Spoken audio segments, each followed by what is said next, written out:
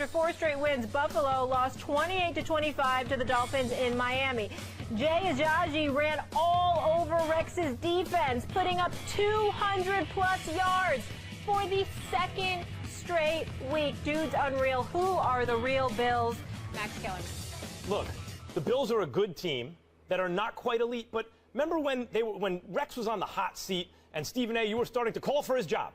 And I was here saying, look, now he's embattled. His back is up against the wall. You know when it pays to be a player's coach? Right now. Because if these guys have any love for him and he knows what he's doing at all, they will rally around him, and that's what happened. Do you know when a player's coach has a hard time motivating his players?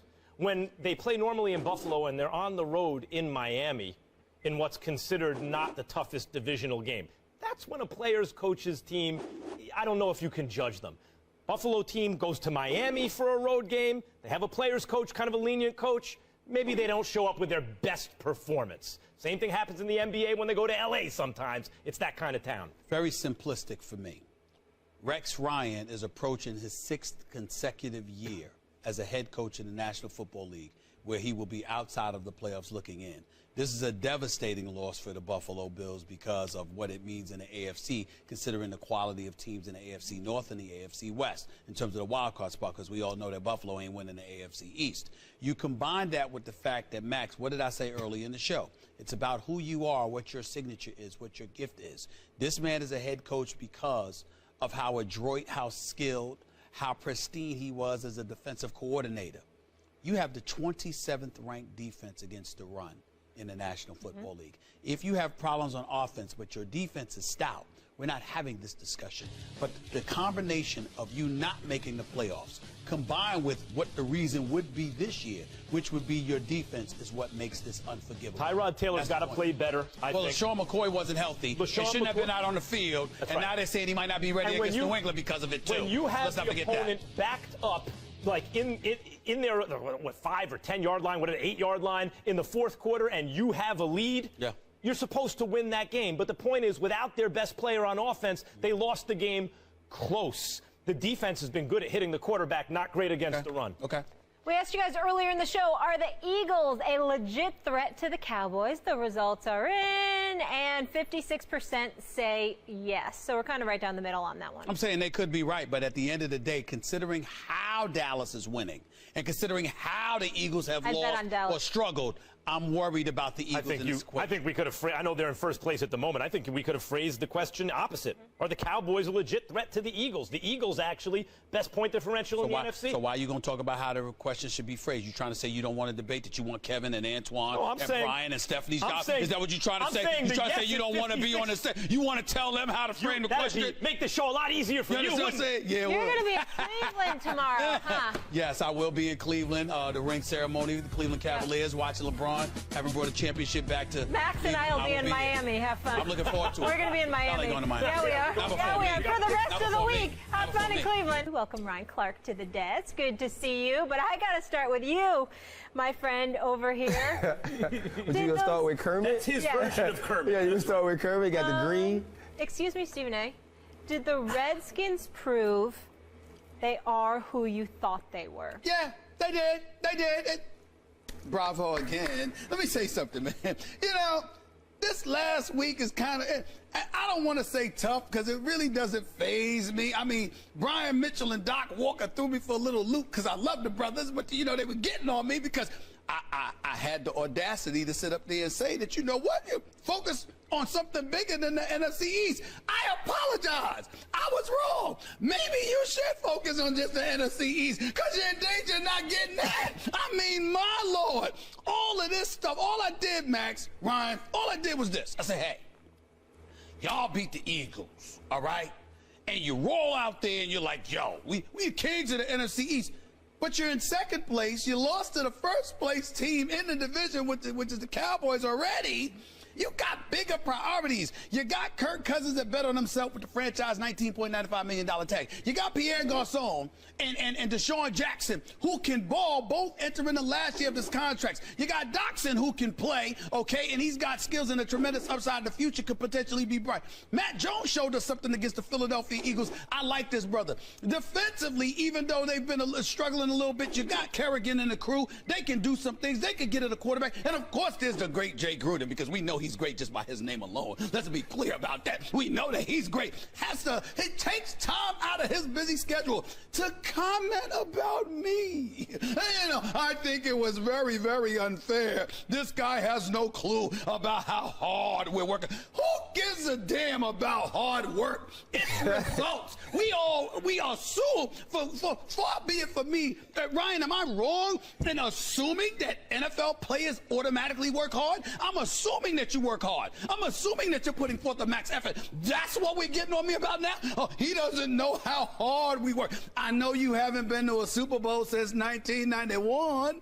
I understand that. I think that when we're talking about that, we're going to talk about Jerry Jones and the Cowboys and how they ever won a Super Bowl since 1995. How did we let this fly over our head that the Redskins hasn't been to a Super Bowl since 1991? And then after all that noise you made adopting the victim's mentality, talking about how dare he say such a thing, you go out and lose to the Detroit Lions? Now, don't make me wrong. I think Coach Caldwell's doing a good job with them right now. They're on the come up. Stafford is balling. They're on the come up. There is no Megatron, but I'm going to repeat, there's no Megatron. There's no Megatron. So Matthew Stafford connected with Anquan Bolden. Love Anquan, no doubt. How old is he? I mean, You're younger than me. He's gonna be here soon. You understand what I'm saying? He's gonna be working on television soon, someday in the future. I mean, it ain't like he's a young stud on the come up now, and that's who beat y'all for the game-winning touchdown. I'm just saying, Redskins. Bravo. Yeah. Bravo. You and I don't agree a lot on this show, Right. But we agree about this. Whenever I hear a coach or a player talking, like objecting to some kind of criticism based on the fact that they work hard, dummies, it's only relative to who you're playing, right? So, yeah, you're a great football team, but by NFL standards, you're a middle-of-the-pack football team. You work hard, but if that's the point, to go at someone's criticism, then what you are implicitly saying, that means for the people who make this point and don't understand it, implicitly means you're saying it without saying it, but that's really what you mean. What you're saying is that you work harder than everyone else, or else what's the point in saying you work hard? It's just, it's only relative to the other teams. So you're saying you work harder than the Giants, than the Cowboys, and then the Eagles? Is that what you're saying? Because if not, you're mediocre. That's okay. In the NFL, it's worse things than being mediocre. You're in the middle of the pack. You have a shot at the playoffs. You're 4-3, and you do have a win against the Giants, who are also 4-3, but that win could have easily gone the other way, just like your loss to the Cowboys could have easily gone the other way. Washington has certainly, and I won't even say their name, I think it's an offensive name, by the way, but Washington has certainly... You've been consistent about that. It's offensive. Washington has certainly been a normal kind of NFL team and has done nothing to distinguish themselves in a suddenly underrated, maybe, NFC East going into the season. Everyone's laughing at the NFC East. Maybe it's the best or second best division, as it turns out, in football at the moment. Okay, fine. There are worse things to be, but to react that way over criticism, where someone correctly points out you ain't special, you haven't distinguished yourself, is ridiculous. Well, listen, I caught it this week on Twitter, thanks to you guys, right? Because it was like, hey, Ryan, why aren't you defending us? Why aren't you saying so? I said, first of all, You said Stephen A's right. Well, what I said was, last time I checked, when two men have a disagreement, men disagree. I said, but if they ask me on TV, I'll talk about it. So when you talk about the Washington Redskins, when you say they are who we thought they were, it just all depends on who you thought they were.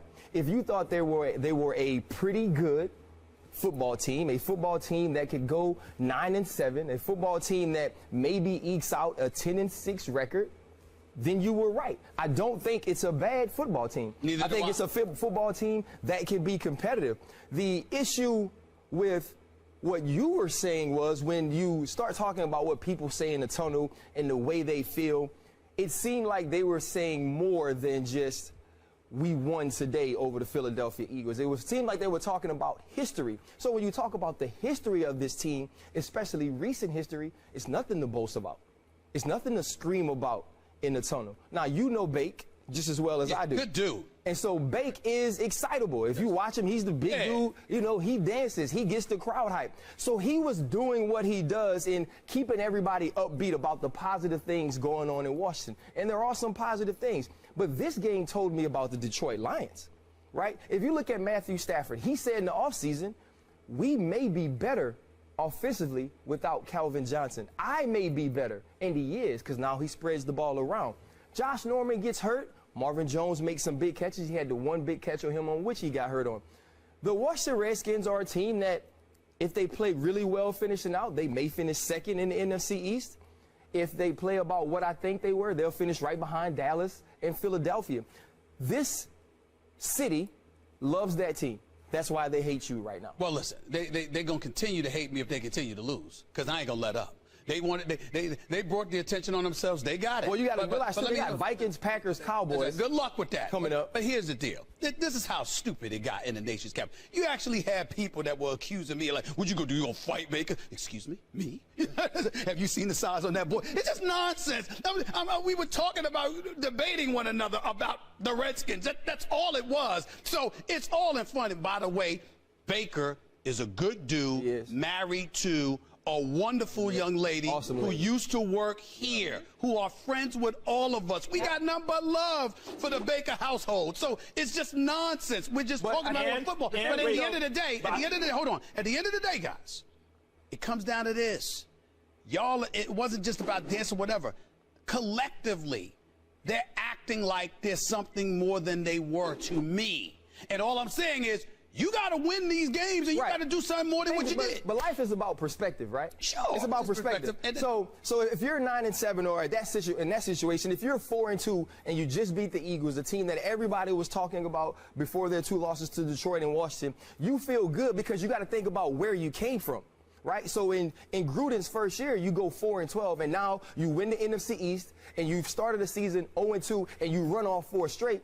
That is a good start to a season. When you're telling that is a perspective-wise for those people. You have now won 4 games in a row and beat the team everyone was presuming was going to run away with the NFC East. So if you think about where they were and where they come, they're much more competitive. When you're than telling they were. their story, you can do it that way. Or you can tell the story of the Detroit Lions and Matthew Stafford, who, by the way, you know, after looking like a top 5 talent at the position for years and years, maybe he didn't have the arm talent. He had the arm strength, but maybe not the talent to get it done, even though he put up big numbers.